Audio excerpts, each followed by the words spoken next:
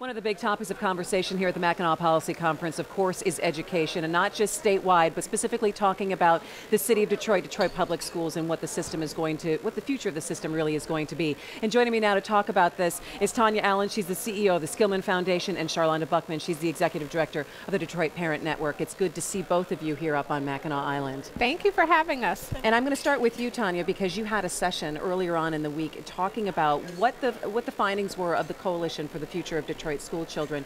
And it really was a tough task that you were given. The group was given 100 days and 36 people to come up with some kind of comprehensive solution. Right, and what we try to do is have these disparate and ideological views come together and then look at the problem, look at the data together, bring their perspectives, and then figure out what's the correct and right path forward.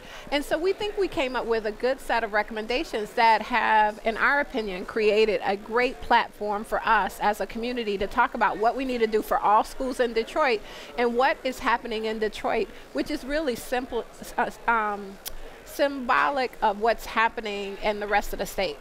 Sharlonda, you must hear an awful lot from parents about what they like, what they don't like, and maybe that decision of how long am I going to stick in here with this system, and the knowledge of not knowing really what's going to happen next. What are you hearing from Absolutely. people? I mean, this has been absolutely a nightmare for parents to navigate at different points, just going from one primary system to now having multiple systems with no coordination. And so at the jump of the coalition, we were very intentional about making sure that parent voice was also an imprint in this plan.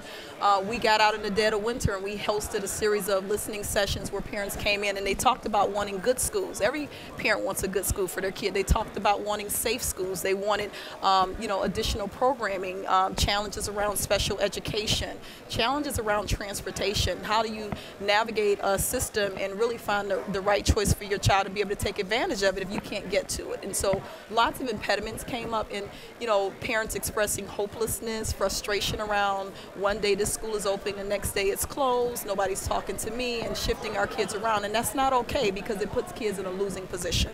All right, so we have this set of ideas, and then the governor came out with what his recommendations could be. And then now we've heard from Mike Duggan about some of the recommendations that he supports. So Tonya, how do we work this all together, and then with our lawmakers in Lansing to make sure that there's the funding to get it all done? Right.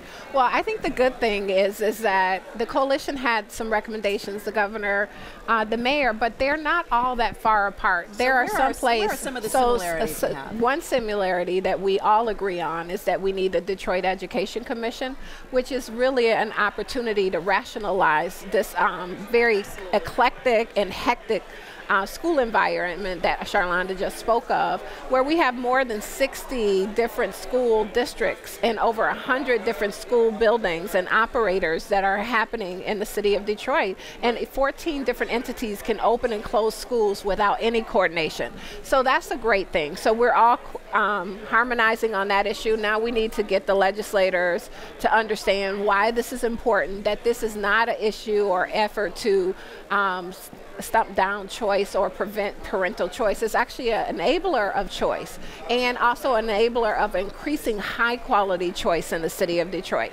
And then I think many of us agree that we have to have a financial fix for the district. Now how we go about it is a difference, but I don't know if there is a lot of disagreement on that, right? The coalition has not come out specifically to say that we prefer the NUCO-OCO solution that the governor, but we're not opposed to it either. We think we have to have that played out. We have to see the numbers on it. And the mayor came out and said we need to support and back it. And so I think that what we now need to do is pull those disparate ends together and tie it and knit it so that we come with a clear solution about where we want to go, so that we're all rowing in the same direction. But is there going to be a lot of convincing to do to convince people around the state, legislators from different districts, to say, you know what? Money has to be used to put down the debt for the Detroit Public Schools that was run up during an emergency management that was clearly the state? Right. Well, I think it's not just run up during the financial manager. The state actually allowed this. They signed off on it, so they're contractually liable. So regardless if you feel like this was going to happen anyway, or if the state did it, it doesn't matter. The state is contractually liable. And not only are we paying for it with the cost of our children's education, we're also subsidizing it already now. So we either are going to pay, you know, that $600 million price tag, which is overwhelming, or we can look down the line of letting the system go out of business and think about what that $4 to $5 billion price tag is going to be to the state of Michigan. And we have to act now because we have too much loss in the process. Right. So that's what I'd say. You know, Sharlonda, let me ask you this. I mean, when people take a look at these plans, and we're talking about a lot of logistics as well, and a lot of forming and how things are going to be run, and we haven't even really started to tackle what's happening inside the classrooms for a lot of the kids. What are parents talking about what they'd like to see happening in a lot of these schools? Right. I mean, one of the things, we didn't just talk to parents, we also talked to young people. So we feel like, you know, between the listening sessions and the surveys, we had over 1,000 folks actually weigh in on this. And some of the things that parents immediately talked about was high quality teachers. The students shared that sentiment. The other thing that they talked about was wanting to make sure that their kids could be competitive via making sure that they could get the advanced placement courses, that they had teachers who were certified in those specific subjects. The relationship piece was very important, making sure that they were connected. They wanted teachers who cared about them. They wanted environments and cultures that made sense and that believed that their children could achieve, which was half the battle. One of the recommendations that is also in the plan, and it's not being talked about as much, but we made a recommendation around school leadership teams. When you look at progressive school districts across the country, like Chicago and like Denver and like Boston, they put school leadership teams in place because those are entities that can help set culture. They can help deal with some of the things that are happening within the classroom. It's representative of the students who get elected to that body by their peers in the school. For the older students, teachers are elected to it by their peers, and parents are elected to it by their peers. And so it's a representative group of folks who are working all year long to deal with things not just in the classroom, but things in the school building, in and around the school, bringing in partners, leveraging support that positions our kid for success.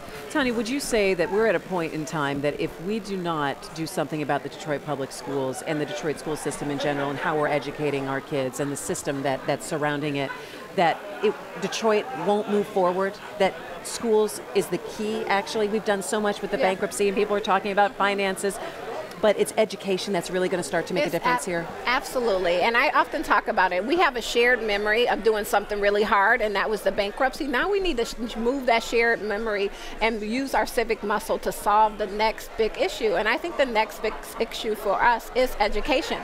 But it's not just Detroit. I mean, one of the reasons that the coalition put this plan out and said it's a pathway to fixing Michigan schools through Detroit is because Michigan schools are terrible. I mean, we just have dropped our performance, our academic achievement it's dropped so poorly, and it's eroding so quickly. In the last 10 years, we went from 13 in the state to 45th in the state in fourth grade proficiency for white students. So we're not just talking about the most disadvantaged students in the state. It means that our whole system is eroding beneath us, and we have to figure out pathways. And it's just the Detroit is canary in the mine. It's absolutely an important point. And one of the things I was going to say is that one of the things we talk about in Detroit Parent Network is that part of revitalization of Detroit is not just about the economic development, it's also about strengthening families. And so one way to strengthen families is to make sure that parents have job opportunities and all those other kinds of things. But it is absolutely education, having great education options that people can access,